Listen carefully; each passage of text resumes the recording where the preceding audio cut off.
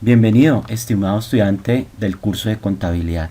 En esta ocasión los estamos acompañando con la unidad 1, Fundamentación teórica de la contabilidad. El objetivo general que buscamos en este acompañamiento es repasar los aspectos básicos de la contabilidad. Básicamente, queremos profundizar en el concepto de partida doble, teniendo en cuenta el movimiento y naturaleza de las cuentas, que mediante un ejemplo con transacciones reales le permita a usted entender el proceso de la contabilización. Para arrancar, tenemos la definición de la contabilidad, que es una ciencia, una técnica, un sistema de información mediante el cual se recolectan, se reclasifican, se registran y se informa de las operaciones cuantificables en dinero, que aporta información de utilidad para el proceso de la toma de decisiones económicas. Esta disciplina estudia el patrimonio y presenta los resultados a través de estados contables financieros. El objetivo de la contabilidad financiera es generar y comunicar información útil y oportuna para la toma de las decisiones a los diferentes usuarios de la misma, controlar todas las operaciones financieras realizadas en la entidad y obtener en cualquier momento información ordenada y sistemática sobre el desenvolvimiento económico y financiero de la empresa. Dentro de la importancia de la contabilidad financiera podemos decir que es muy importante en todas las empresas de negocio por cuanto permite conocer en cierto periodo la realidad económica y financiera de las empresas, su evolución, sus tendencias y lo que se puede esperar de ella. De tal manera que la contabilidad no solo permite conocer el pasado y el presente de una empresa, sino que también nos permite determinar hacia el futuro cuáles son los factores más importantes que permitan determinar cuáles posibilidades tiene la empresa de permanecer vigente. Hay un factor importante dentro del proceso de contabilización y está relacionado con el Plan Único de Cuentas. El Plan Único de Cuentas es un factor importante dentro de la contabilidad en la empresa, pues busca la uniformidad en el registro de las operaciones económicas realizados por los comerciantes con el fin de permitir la transparencia de la información contable y por consiguiente su claridad, confiabilidad y comparabilidad. El Plan Único de Cuentas está compuesto por un catálogo de cuentas y la descripción y la dinámica para la aplicación de las mismas, las cuales debe observarse en el registro contable de todas las operaciones o transacciones económicas. Es por eso que a lo largo de el desarrollo de esta unidad y en el trabajo que van a realizar, ustedes van a tener que consultar esta página http://puc.com.com/plan único de cuentas para comerciantes, que la van a tener que consultar constantemente para determinar la naturaleza y movimiento de las cuentas. Para determinar en la naturaleza del movimiento de las cuentas es importante establecer cuál es la codificación del catálogo de cuentas, y esta está estructurada sobre la base de los siguientes niveles. Cuando ustedes encuentren una cuenta que empiece por el primer dígito, pues vamos a referirnos a ellos como la clase. Cuando tenemos los dos siguientes dígitos, lo entendemos como el grupo. Los 4 primeros dígitos siempre estaremos hablando de una cuenta. Los 6 primeros dígitos hablamos de una subcuenta y así sucesivamente. Entonces es importante que ustedes puedan identificar desde el inicio que la clase 1, una cuenta que empiece por 1, necesariamente pertenece al activo. La que empiecen por 2 estaremos hablando del pasivo. Las de tipo 3 son del patrimonio. Las de tipo 4 son de ingresos, las que empiezan por 5 son de gastos, las que empiezan por 6 son costos de ventas y las cuentas que empiezan por el código 7 son costos de producción.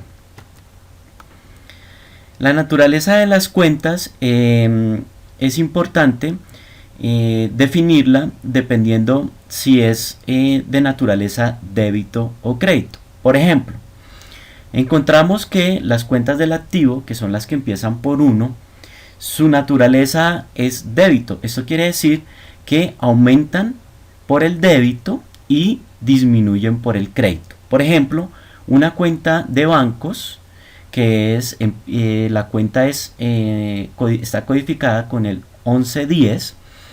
Esa cuenta, pues al empezar por 1 ya sabemos que es del activo, y si en esa cuenta del activo hacemos una consignación al banco, quiere decir que nos está aumentando nuestro saldo. Al aumentar nuestro saldo, pues debemos hacer una contabilización de naturaleza débito. Pero si al contrario hacemos un retiro de esa cuenta del banco, pues lo que estamos haciendo es disminuir el saldo, por lo tanto debemos hacerle un crédito a esa cuenta. Así sucesivamente pasa con cada una de estas 6 tipos de cuentas. Entonces, por ejemplo, en el pasivo, que son las que empiezan por 2, la naturaleza de esas cuentas es de naturaleza crédito. Quiere decir que cada vez que se realice una transacción debemos registrarlas por crédito para aumentar el pasivo. Pero cuando queremos disminuir el pasivo, entonces lo que hacemos es un registro débito.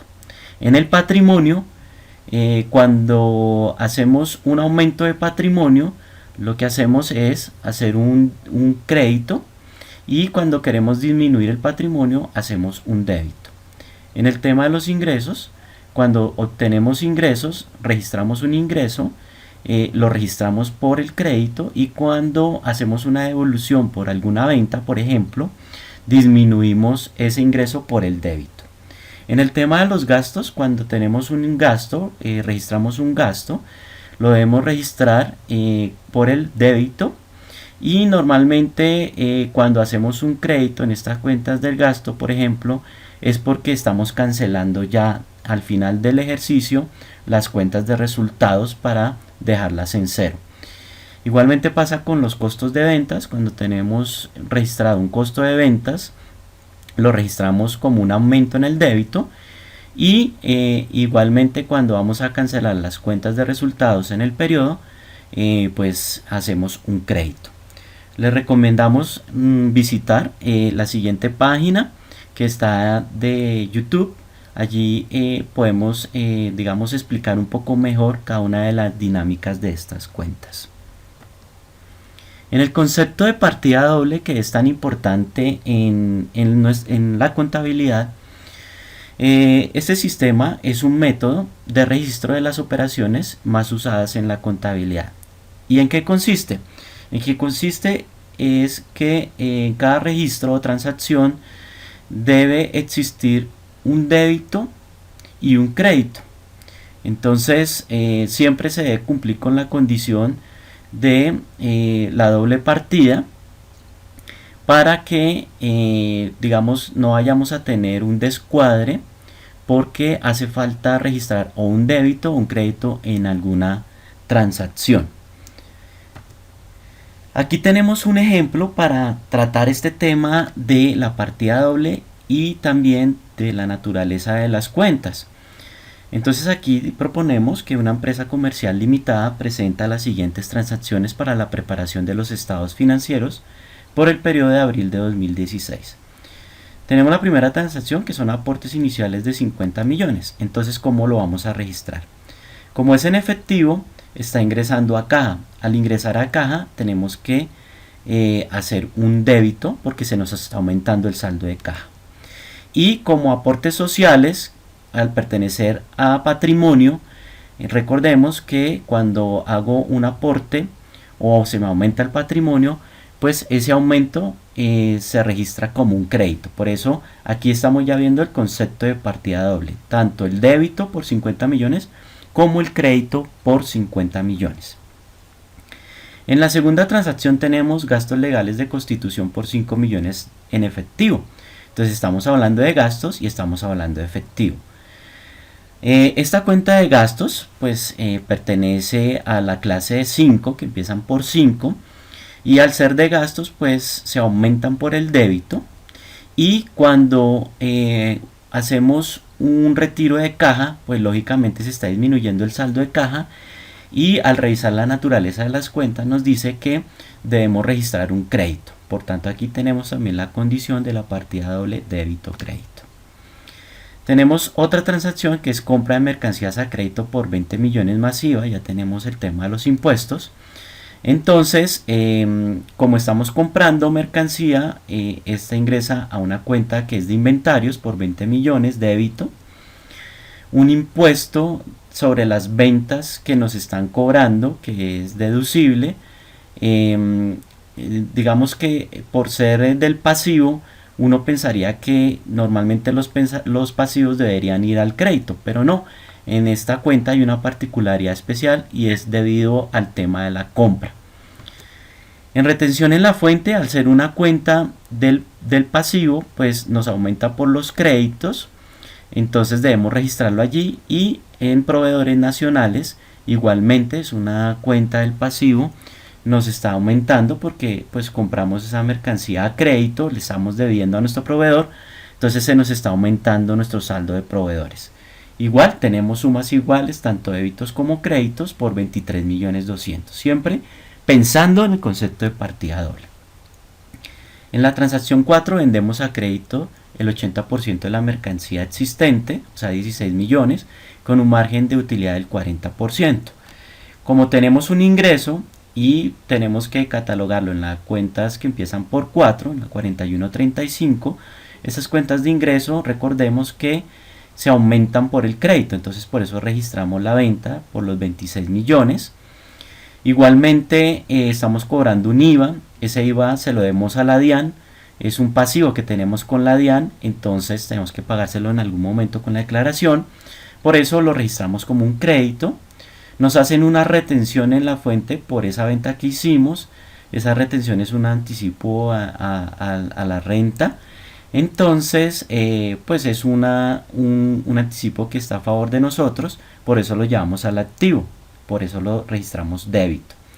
Igualmente nuestros clientes nos quedaron debiendo porque vendimos a crédito, entonces trabajamos en una cuenta que es del activo, que es de clientes, por 30.266.000, igualmente sumas iguales. Como hicimos una venta, debemos registrar el costo de esa venta. Entonces, como nos están diciendo que vendemos 16 millones en la mercancía que teníamos, entonces llevamos al costo de la venta esos 16 millones débito, por ser una cuenta que empieza por 6, y vamos a descargar de los inventarios esos 16 millones.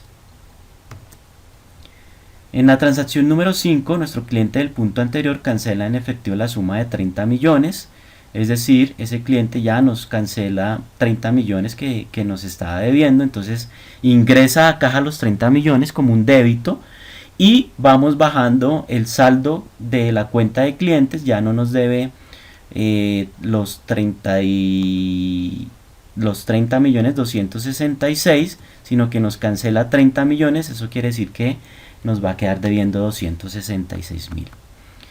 En el punto 6 se cancela en efectivo honorarios profesionales por valor de 5 millones, igualmente es un gasto por honorarios que aumentan por los débitos y el dinero sale de caja, entonces tenemos que disminuirlo con un crédito, sumas iguales de 5 millones. En la transacción 7 se realiza un abono en efectivo por valor de 10 millones al saldo con proveedores.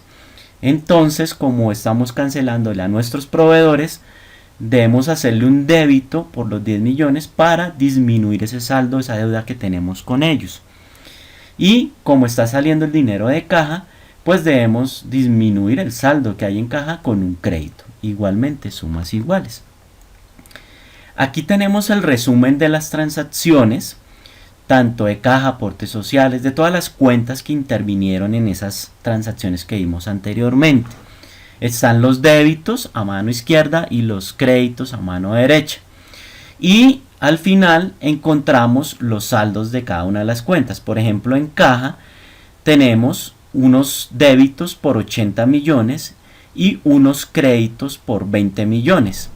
Entonces, lo que quiere decir que cuando saquemos el saldo, tenemos que tomar los débitos menos los créditos y determinar el saldo. En este caso tenemos 80 millones débito y 20 millones crédito.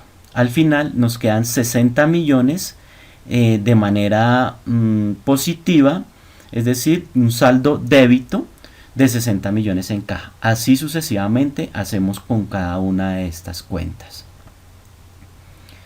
Y pues encontramos el resumen de esos saldos, aquí ya de una manera más organizada. Entonces lo que les decía, en caja nos quedaban 60 millones y así sucesivamente en orden lo hacemos desde la cuenta 1, 2, 3, 4, 5 hasta la 6 para determinar qué saldos quedaron débitos, qué saldos nos quedaron créditos y al final nos tiene que dar sumas iguales.